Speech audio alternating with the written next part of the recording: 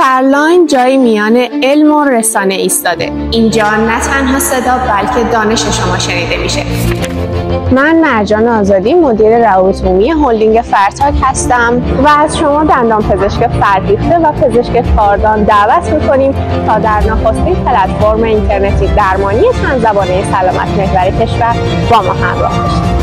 فرلاین نسخه آموزشی درمانی پلتفرم‌های همچون نماوا، نتفلیکس، یوتیوب و فیلیمو، اما نه برای سرگرمی بلکه برای آموزش همگانی، عادلانه و همراه. با بهره‌گیری از هوش مصنوعی، محتوای علمی شما به زبانی ساده به دست فارسی زبانان، ترک زبانان، عرب زبانان و سایر اقوام منطقه خواهد رسید. این محتوا تنها به پلتفرم محدود نمیشه و فرلاین در تلاش تا دانش شما را از طریق شبکه‌های برون مرزی همچون آیفیلم و الکوثر به خانه‌ها و نگاه‌های تازه بیاره. همچنین این تولیدات به صورت پمفلت و محتوای آموزشی در اختیار بیمارستان‌های حاشیه‌ای خلیج فارس، ترکیه و سایر مراکز درمانی قرار خواهد گرفت. فرلاین پلیس میان